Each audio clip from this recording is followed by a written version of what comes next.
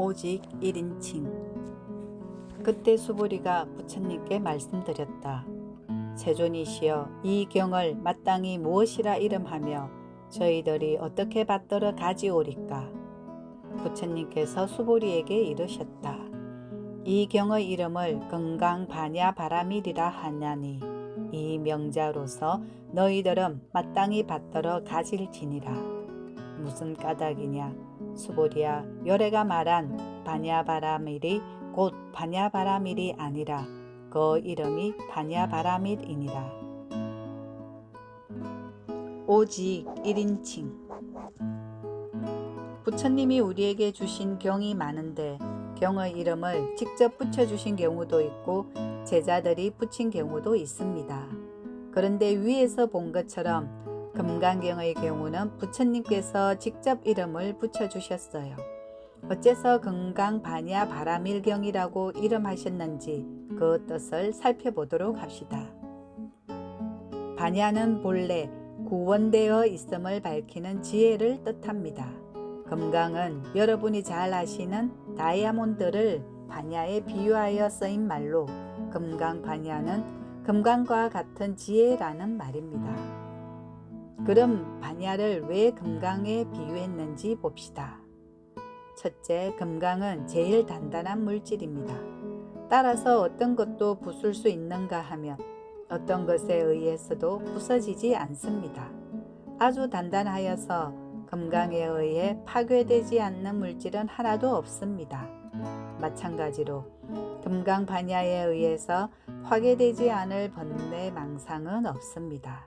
즉 금강과 같은 지혜가 나타났을 때 어떤 번뇌망상도 없어지지 않는 것이 없다는 의미입니다.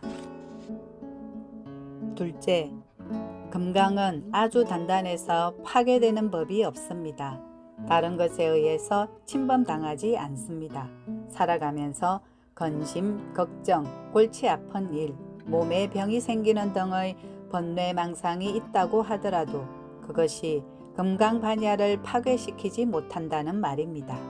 이것은 어떠한 외부적인 조건에 의해서도 부처님 생명은 손상받지 않는다는 의미입니다. 부처님 생명에는 2인칭이나 3인칭이 없습니다. 오로지 1인칭밖에 없습니다. 모두가 자신이기 때문에 남으로부터 침범을 당한다고 생각할 남이 없습니다. 남이 없으므로 나를 침범하는 원수도 없습니다. 셋째, 금강은 형형색색의 빛을 지니고 있습니다.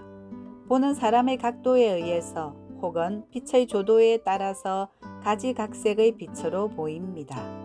이처럼 시대와 환경에 따라 갖가지 묘한 지혜가 나와서 일상생활에서 구체적으로 다양하게 사는 그 모습들이 바로 금강반야입니다. 우리가 일상생활을 하는데 필요한 가지가지 지혜를 모두 다 제공해 주는 것이 바로 금강반야입니다. 이런 모든 감춰진 의미를 가지고 있는 것이 금강반야이고 금강반야에 의해서 나타나는 세계가 바라밀입니다. 내가 부처님 생명을 살고 있고 이 세계가 바로 극락세계이구나를 아는 것입니다. 번뇌망상을 다 없애고 중생세계를 완전히 소멸시켜버리는 것이 바로 금강반야입니다. 따라서 어떤 괴로움이 있다고 하더라도 금강경을 읽어서 해결되지 않는 것이 없습니다. 중생세계는 상대 유한의 세계인데 이런 중생세계를 완전히 부정하면 절대 무한인 부처님 생명만이 남을 뿐입니다. 우리는 상대 유한의 세계에 살고 있어서 세상을 사는 것이 괴롭습니다. 상대 유한의 세계에 남아있는 한 괴로움은 절대로 없어지지 않습니다. 조금 개선될 수는 있지만 완전히 벗어나기는 어렵습니다. 그러므로 괴로움을 완전히 벗어나야겠다고 생각한다면 상대 유한의 세계에서 벗어나야 합니다. 이렇게 상대 유한을 벗어나는 것이 절대 무한입니다. 반야의 광명이 드러나서 절대 무한을 실현할 때 부처님의 광명이 남김없이 드러납니다.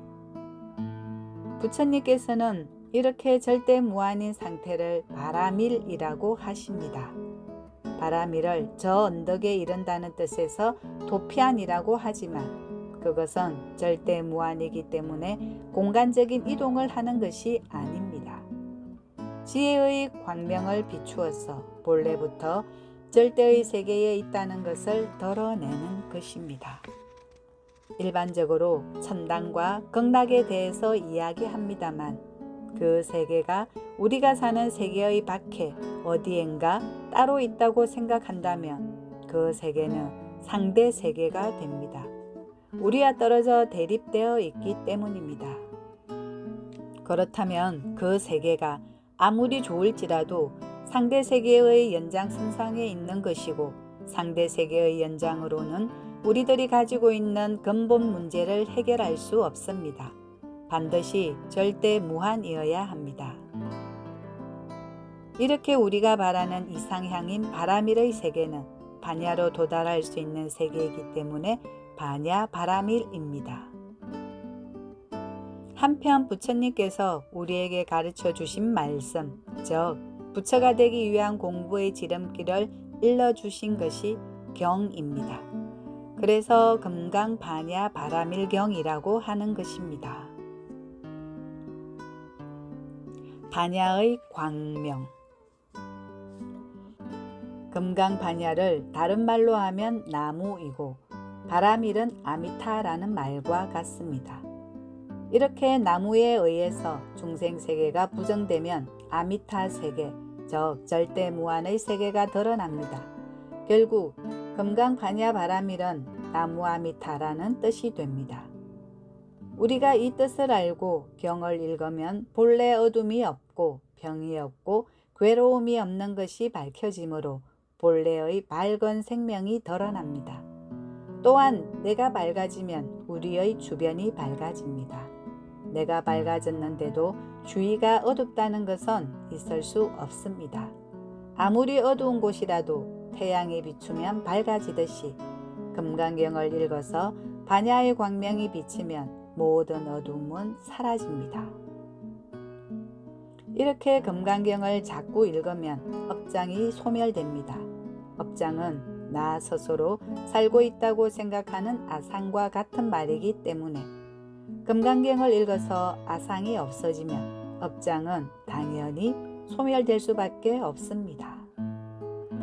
그런데 부처님께서 반야바라밀이라고 이야기하시고서 다시 반야바라밀이 아니라고 말씀하십니다.